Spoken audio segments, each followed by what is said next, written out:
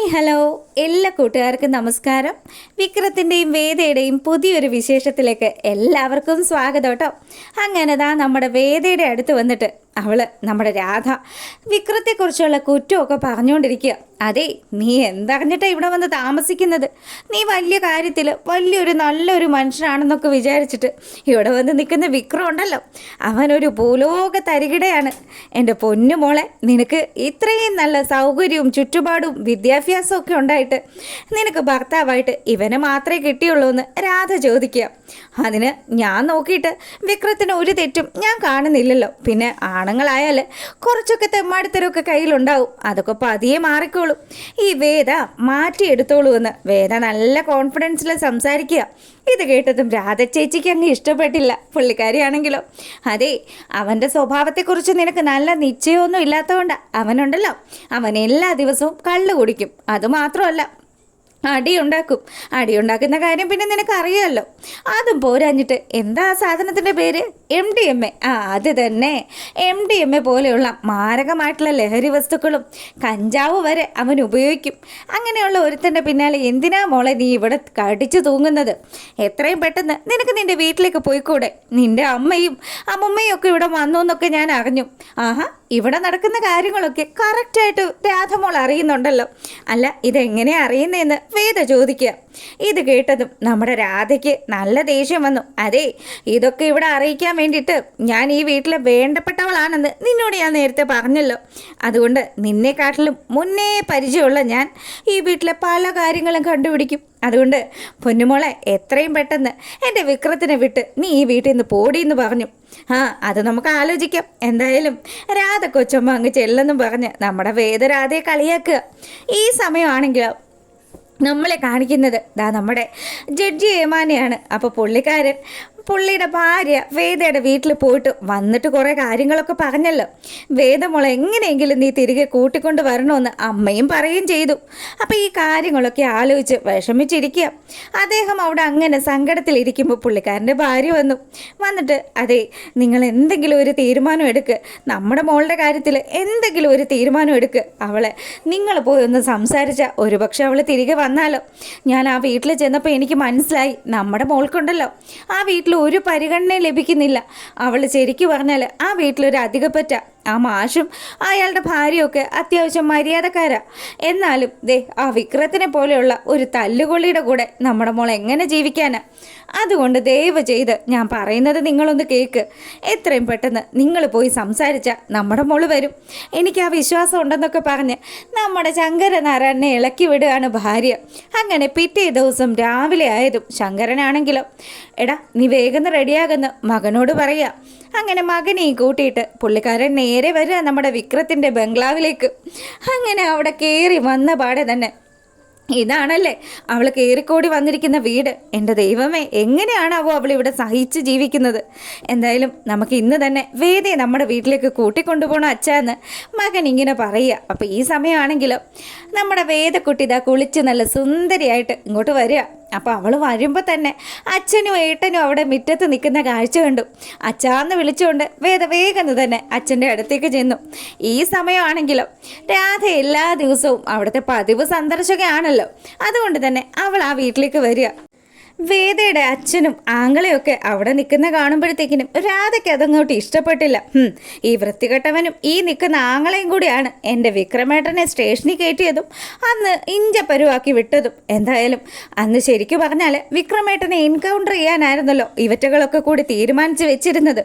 അങ്ങനെയാണെങ്കിൽ ഈ കാർന്നവരോട് രണ്ട് വർത്തമാനം പറഞ്ഞിട്ട് തന്നെ കാര്യമൊന്ന് രാധ ആലോചിക്കുക. അപ്പോൾ ഈ സമയം നമ്മുടെ മാഷു വന്നു കേട്ടോ. മാഷും കമലയും കൂടി വന്നിട്ട്, അല്ല ഇതാരാ വന്നിരിക്കുന്നത്? സാറേ, അകത്തോട്ട് കയറി ഇരിക്കാമല്ലോ എന്ന് പറഞ്ഞ് വലിയ കാര്യത്തിന് ഇതുങ്ങളെ അകത്തോട്ട് ക്ഷണിക്കുക. ആ സമയം തന്നെ നമ്മുടെ വേദയുടെ ആങ്ങളെ പറഞ്ഞു, അതെ, ഇവിടെയൊന്നും വന്നിരിക്കാനൊന്നും ഞങ്ങൾക്ക് പറ്റില്ല. എന്തായാലും വേദയെ കണ്ട് വേദയെ കൂട്ടിക്കൊണ്ടു പോകാൻ വേണ്ടിയിട്ടാണ് ഞങ്ങൾ വന്നത്. അച്ഛ, എന്തൊക്കെയാ അച്ഛ ഈ പറയുന്നതെന്ന് ചോദിച്ച് വേദയാണെങ്കിൽ അവളുടെ അച്ഛൻ്റെ അടുത്തേക്ക് വന്നു. അപ്പം അച്ഛൻ പറഞ്ഞു, മോളെ അമ്മയും അമ്മുമ്മയും ഇന്നലെ വന്നല്ലോ, അവരൊക്കെ പറഞ്ഞു മോൾ അച്ഛൻ്റെയും ഏട്ടൻ്റെയും കൂടെ നമ്മുടെ വീട്ടിലേക്ക് വാടി. എന്തിനാ നീ ഇതുപോലെയുള്ളൊരു ചുറ്റുപാടിൽ ജീവിക്കുന്നത്? അതും അവർക്ക് ആർക്കും നിന്നെ ഈ വീട്ടിൽ ഇഷ്ടമല്ല. പിന്നെ അങ്ങനെയാണെങ്കിൽ എൻ്റെ മോൾ എന്തിനാ ഇങ്ങനെ കഷ്ടപ്പെട്ട് ഈ വീട്ടിൽ ബുദ്ധിമുട്ട് ജീവിക്കുന്നതെന്നൊക്കെ നമ്മുടെ ജഡ്ജിയമ്മ പറഞ്ഞതും വേദയാണെങ്കിലോ, അച്ഛ ദയവ് ചെയ്ത് ഈ കാര്യം പറഞ്ഞിട്ടാണെങ്കിൽ എന്നെ കാണാൻ ആരും ഇങ്ങോട്ട് വരണ്ട. ഞാനുണ്ടല്ലോ എൻ്റെ പൂർണ്ണ മനസ്സോടു കൂടിയാണ് ഈ വീട്ടിൽ നിൽക്കുന്നത്.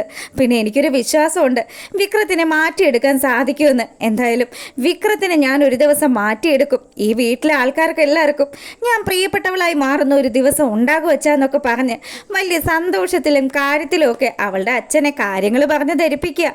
പക്ഷെ മകളുടെ ആ ഒരു തിയറിയും മകളുടെ ആ ഒരു ചിന്തയും ഒന്നും ജഡ്ജി ഏമാൻ ഉൾക്കൊള്ളാൻ പറ്റുന്നതേ അല്ല. അതുകൊണ്ട് തന്നെ പുള്ളിക്കാരൻ പറഞ്ഞു, വേദേ നിന്നോട് ഞാൻ ഒരുപാട് തവണ പറഞ്ഞു, ഞാൻ കെഞ്ചി ചോദിക്കുക മോളെ, നീ നല്ലൊരു ജീവിതം ഇല്ലേ നിനക്ക്? ആ ദർശൻ നിനക്ക് വേണ്ടി കാത്തിരിക്കുകയല്ലേ? അങ്ങനെയുള്ള ആ ദർശനെ ഒഴിവാക്കിയിട്ട് നീ എന്തിനാ മോളെ ഇവിടെ വന്ന് കഷ്ടപ്പെടുന്നത്? അച്ഛൻ ഞാൻ അച്ഛനോട് ഒരുപാട് പ്രാവശ്യം പറഞ്ഞു. അമ്മ വന്നപ്പോഴും അതുപോലെ അച്ഛമ്മ വന്നപ്പോഴും ഒക്കെ ഞാൻ ഈ കാര്യം തന്നെയാണ് പറഞ്ഞത്. ദയവ് ചെയ്ത് നിങ്ങളെല്ലാവരും എൻ്റെ മാനസികാവസ്ഥ മനസ്സിലാക്കണമെന്ന് വേദ അവരെയൊക്കെ കൈയെടുത്ത് തൊഴുതു പറയുക. ഈ സമയമാണെങ്കിൽ നമ്മുടെ കമലയും അതുപോലെ മാഷും ആ ഒരു കാര്യത്തിൽ ഇടപെടുക. അവർ പറഞ്ഞു, അതെ നിങ്ങൾക്ക് നിങ്ങളുടെ മോളെ ഈ വീട്ടിൽ നിന്ന് എപ്പോൾ വേണമെങ്കിലും കൊണ്ടുപോവാം. എന്തായാലും ഞങ്ങളുടെ മകൻ്റെ ഭാര്യയായിട്ട് ഞങ്ങൾ ഇവളെ അംഗീകരിച്ചിട്ടില്ല. അതുകൊണ്ട് തന്നെ എത്രയും പെട്ടെന്ന് ഇവളെ ഇവിടുന്ന് കൊണ്ടുപോകണമെന്നുള്ള കാര്യം അവർ ആ ജഡ്ജി അദ്ദേഹത്തോട് പറയുക. ഇവരിങ്ങനെ സംസാരിക്കുന്ന സമയമാണെങ്കിലോ നമ്മുടെ ശ്രീജ മിണ്ടാതെ നിൽക്കുക. പക്ഷെ നന്ദിനി ആൾ പെശ കാണല്ലോ. നന്ദിനി പറഞ്ഞു, അതെ നിങ്ങളുടെ മകൾ കാണിച്ച തെറ്റിന് ഞങ്ങളുടെ വീട്ടിൽ വന്നിട്ട് ഞങ്ങളുടെ വീട്ടുകാരൊക്കെ കൊച്ചാക്കുന്ന രീതിയിലാണല്ലോ ജഡ്ജി അദ്ദേഹം സംസാരിക്കുന്നത്. അപ്പം എല്ലാവരും കൂടെ ഇങ്ങനെ വളഞ്ഞിട്ട് ആക്രമിക്കുന്ന സമയം നമ്മുടെ വിക്രം ആണെങ്കിൽ അവൻ ഇങ്ങോട്ട് വന്നു. അതെ എത്രയും പെട്ടെന്ന് ഈ സാധനത്തിനെ ഇവിടെ നിന്ന് വിളിച്ചുകൊണ്ട് പോയിക്കോണം. എനിക്കുണ്ടല്ലോ എൻ്റെ സ്വഭാവം എപ്പോഴാണ് മാറുന്നതെന്ന് എനിക്ക് പോലും പറയാൻ പറ്റില്ല. അതുകൊണ്ട് നിങ്ങളുടെ മകളെ ഞാൻ മടങ്ങി വരുമ്പോൾ ഇവിടെ കണ്ടുപോകരുതെന്നും പറഞ്ഞ് അവനും ഭയങ്കരമായിട്ട് ദേഷ്യപ്പെട്ട് അവിടെ നിന്ന് ഇറങ്ങി പോവുക. ഈ സമയമാണെങ്കിൽ നമ്മുടെ വേദ പറഞ്ഞു, അച്ഛ ഞാൻ പറയുന്നതൊന്ന് കേൾക്കച്ച, മതി മോളെ, ഇനി ഇതിൽ കൂടുതൽ എന്താ കേൾക്കേണ്ടത്? ഇവിടെ പറയാവുന്നതിൻ്റെ മാക്സിമം ആയി കഴിഞ്ഞു. ഞാനും നിൻ്റെ ഏട്ടനും നിൻ്റെ വീട്ടുകാരും ഒക്കെ ഈ വീട്ടിൽ വന്ന് ഇത്രയും ആൾക്കാരുടെ മുന്നിൽ അപമാനിതനായി നിൽക്കുന്നത് നീ കാണുന്നില്ലേ എന്ന് ചോദിച്ചു.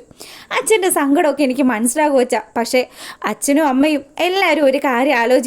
വിക്രത്തിനും ഉണ്ടൊരു കുടുംബം, അവൻ്റെ വീട്ടുകാർക്കും ഉണ്ടൊരു മനസ്സ്. അവരുടെ മനസ്സ് വേദനിച്ചാൽ അവരെങ്ങനെയാണ് പ്രതികരിക്കുന്നതെന്നൊന്നും പറയാൻ പറ്റത്തില്ല അച്ഛ എന്നൊക്കെ പറഞ്ഞ് വലിയ സങ്കടത്തിൽ തന്നെ വേദ അച്ഛനോട് കാര്യങ്ങൾ അവതരിപ്പിക്കും. ഇതൊക്കെ കേട്ട് നിൽക്കുന്ന സമയത്ത് നമ്മുടെ രാധയാണെങ്കിലോ, അതെ മതിയായില്ലേ, സ്വന്തം മകള് തന്നെയല്ലേ പറഞ്ഞത്, ഇതുപോലെയുള്ളൊരു വൃത്തികെട്ട ജന്തുവിനെ ഈ വീട്ടിൽ നിർത്തിയിട്ട് നിങ്ങൾ ബാക്കിയുള്ള ഞങ്ങളുടെ എല്ലാവരുടെയും സമാധാനം കളയുക. അന്ന് തന്നെ വിക്രമേട്ടനോട് ചെയ്ത ക്രൂരതകളുണ്ടല്ലോ, അതൊന്നും എനിക്കും ഈ വീട്ടിലുള്ള ആൾക്കാർക്കും ഒന്നും മറക്കാൻ പറ്റത്തില്ല. നിന്നോട് എനിക്ക് സംസാരിക്കേണ്ട ആവശ്യമില്ല എന്നും പറഞ്ഞ് നമ്മുടെ ജഡ്ജി ഏമാൻ രാധയോട് കയർത്ത് സംസാരിക്കുക. രാധയാണെങ്കിലോ, നിങ്ങളോടൊക്കെ ഞാൻ സംസാരിക്കാതെ എങ്ങനെയാണ് ശരിയാവുന്നത്? അതെ ഇദ്ദേഹത്തിന് വേണ്ടിയിട്ട് കണ്ണിൽ എണ്ണ ഒഴിച്ച് കാത്തിരിക്കുന്നതാ ഈ രാധ. അതിൻ്റെ ഇടയ്ക്കിലെ നിങ്ങളുടെ മോള് കയറി വന്നത്. എന്തായാലും നിങ്ങളുടെ മോളെ നിങ്ങൾ ഇപ്പം തന്നെ ഒന്ന് വിളിച്ചുകൊണ്ട് പോകണം ദയവ് ചെയ്ത്. ഇനി ഇതിൻ്റെ പേരിൽ ഈ കുടുംബത്തൊരു പ്രശ്നം ഉണ്ടാകരുതെന്നൊക്കെ രാധ ദേഷ്യത്തോടു കൂടി നമ്മുടെ ജഡ്ജിയോട് പറഞ്ഞു.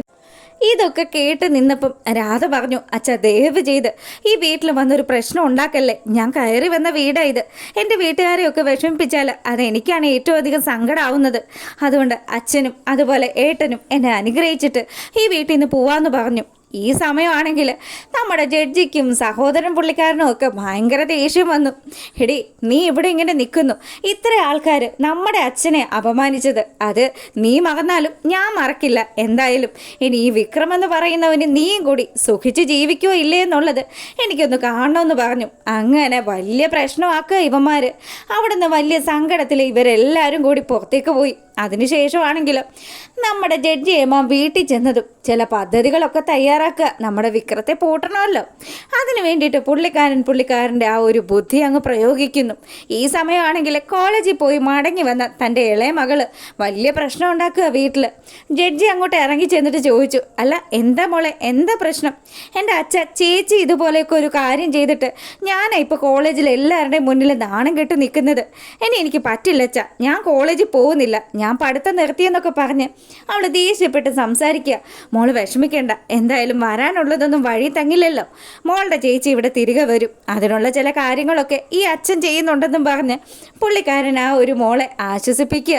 അപ്പം ശങ്കരനാരായണൻ്റെ മനസ്സിൽ എന്തൊക്കെയോ ചില പദ്ധതികളൊക്കെ ഉണ്ടെന്ന് ആ വീട്ടിൽ അദ്ദേഹത്തിൻ്റെ ഭാര്യയ്ക്കും അമ്മയ്ക്കും ഒക്കെ തോന്നുകയാണ്. എന്തായാലും നമ്മുടെ ശങ്കരനാരായണൻ എന്ന് പറയുന്ന പുള്ളിക്കാരൻ അടങ്ങിയിരിക്കില്ല എന്നൊക്കെ തന്നെയാണ് ഇനി വരാനിരിക്കുന്ന വിശേഷങ്ങളിലൊക്കെ ഉള്ളത്. നമ്മുടെ വിക്രത്തെ ചില കള്ളക്കേസുകളിലൊക്കെ പെടുത്തി അയാളുടെ കാര്യങ്ങൾ നിറവേറ്റും എന്നൊക്കെ തന്നെ കാണിച്ചുകൊണ്ടാണ് വിശേഷങ്ങൾ വരുന്നത്. അപ്പം ഇഷ്ടമായിട്ടുണ്ടെങ്കിൽ ലൈക്ക് ചെയ്യാൻ മറക്കരുത്. എല്ലാ കൂട്ടുകാർക്കും നല്ലൊരു രാത്രി ആശംസിച്ചുകൊണ്ട് നമ്മൾ ഇന്നത്തെ വീഡിയോ വൈൻഡപ്പ് ചെയ്യാണ്. അപ്പോൾ ഓക്കെ, പിന്നെ സബ്സ്ക്രൈബ് ചെയ്ത് കാണാത്തവരൊക്കെ ഒന്ന് സബ്സ്ക്രൈബ് ചെയ്തേക്കണേ. അതുപോലെ വീഡിയോ ആദ്യം തന്നെ ഒന്ന് ലൈക്ക് ചെയ്തേക്കണം. അപ്പം നിങ്ങളുടെ സപ്പോർട്ടാണ് നമ്മളെപ്പോലെയുള്ള പാവപ്പെട്ട യൂട്യൂബേഴ്സിനൊക്കെ ഹെൽപ്പ് ആവുന്നത്. എന്തായാലും മറ്റൊരു വിശേഷമായിട്ട് വരാവേ. അതുവരെ എല്ലാവർക്കും ബൈ.